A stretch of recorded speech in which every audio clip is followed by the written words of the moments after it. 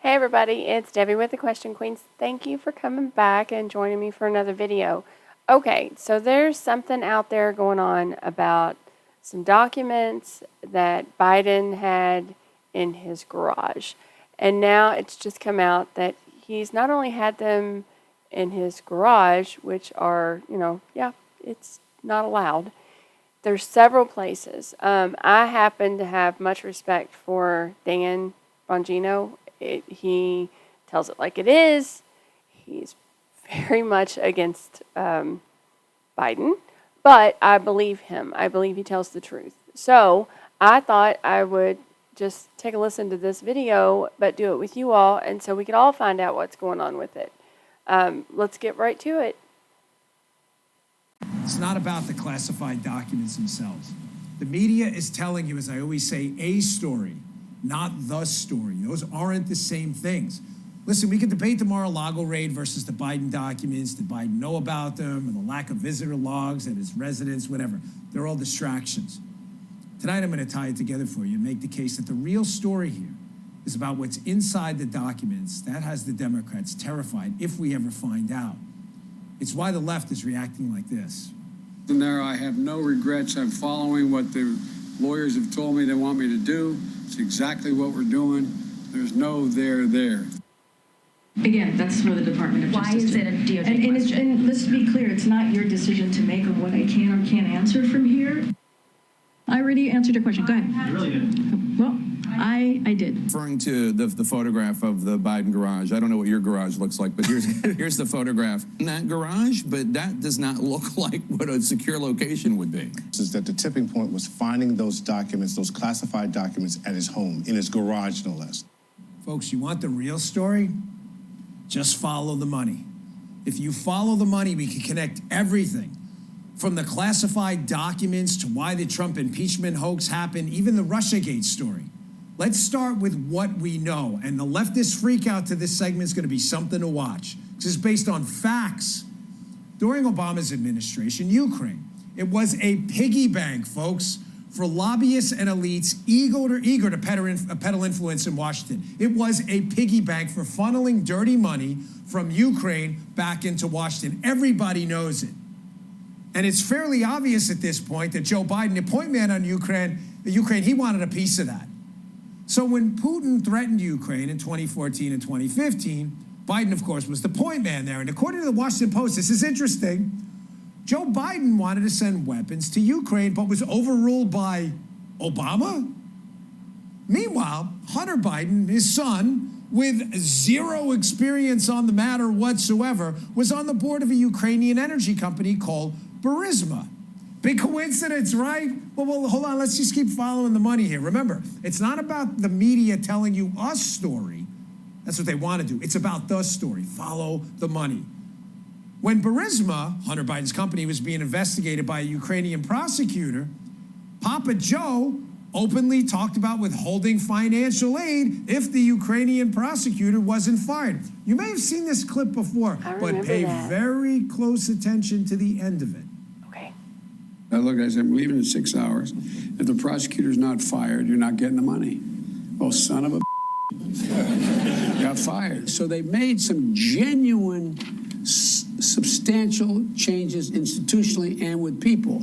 But in one of the three institutions, there's now some backsliding. So when we left, the first thing I spent a lot of time, as did Mike, because this was his territory. Oh, Who's Mike? it was Mike's territory?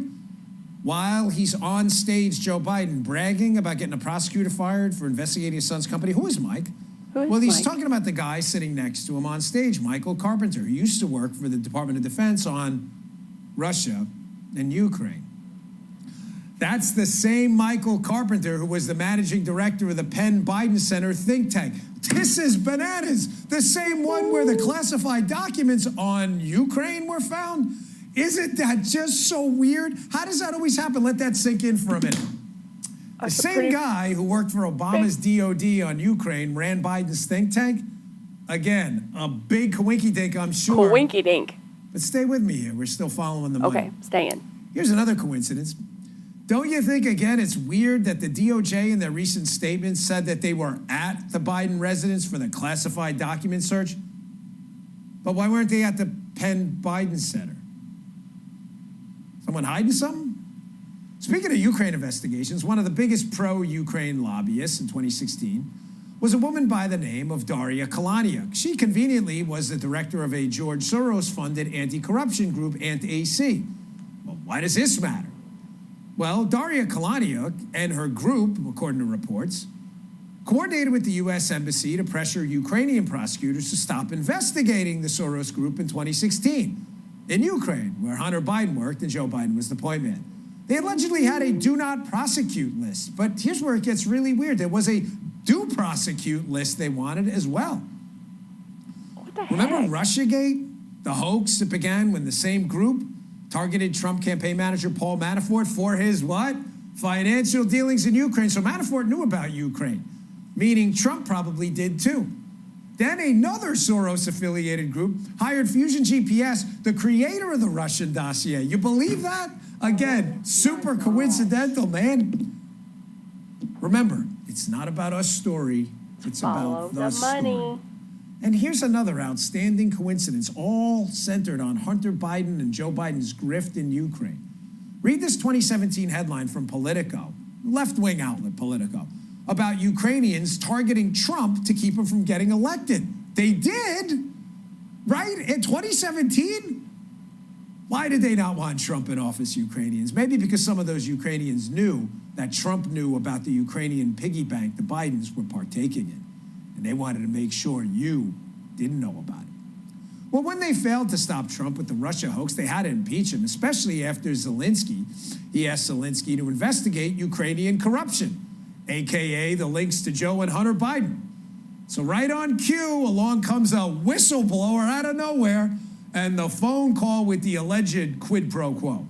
Oh, I remember that. Donald J. Trump. Once again, the President of the United States is in big trouble. Historic news from Capitol Hill. House Speaker Nancy Pelosi announcing a formal impeachment inquiry of President Trump. The President of the United States recognizes that there is in this whistleblower's documents terrible evidence of the president's corruption. The whistleblower's memo about the call says that the official described the call as crazy, frightening. And here comes, as if on cue, right, our Ukrainian friend again, who was running George Soros' little Ant-AC group over there, who just shockingly parrots the exact same talking points as the whistleblower, who, oddly enough, she reportedly met with in 2015 at the White House. Again, another outstanding coincidence, folks. Wow. Listen, are these classified documents found at Biden's think tank run by Michael Carpenter, who was on stage with them as they were threatening to fire the prosecutor? Does it expose what Biden was up to, taking advantage of the Ukrainian piggy bank through his son, using his son, Hunter Biden? Was Biden acting as a foreign agent of Ukraine? I'm not talking about 007. I'm talking in the monetary sense. See why Hunter's financial support of his father is such a big deal now? Follow the money. Ukraine was a piggy bank. Joe Biden wanted a piece. It's not about us story. It's about the story. And I know liberals, you get confused really easily about these scandals, but only when they involve Democrats. So I did a little quick whiteboard summation for you of the Biden scandal. It's called the Lib Guide to Scandal. Oh my God. Here, Ukraine gave money to Hunter despite having no skills. Hunter sent money to Dad. Dad then lobbies for Ukraine for both weapons and money to Ukraine. Oh my God. Hard? You need a picture of it? I can put it on my Instagram.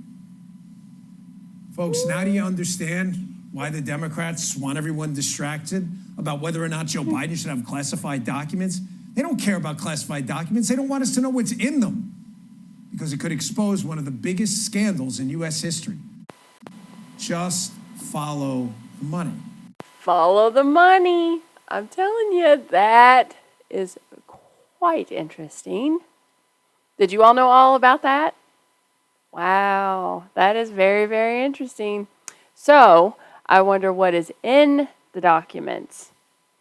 I do know that they just found more documents in more places.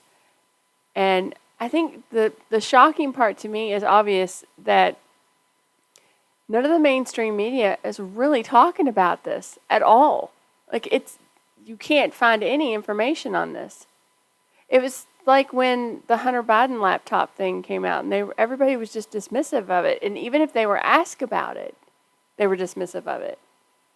It's amazing, the double standard. And, well, there you go. I hope that helped you. It helped me. The drawing was... Oh my gosh, I love the little stick figures. But it makes sense. It totally makes sense. And he was bragging that he got that guy fired. Wow. All right. Well, I'll see what else I can find on this, but I am going to do this one. I know that they have a map that shows all the different places now that they have found classified documents. I don't know if you've seen that, but I will do a video on that so you can see it because it's pretty substantial. Well, anyway, thanks for joining me. I appreciate you, and I will be back with you really soon. All right. Oh, and if you didn't like the video, y'all are tripping, and I hope you found the Lord. Bye.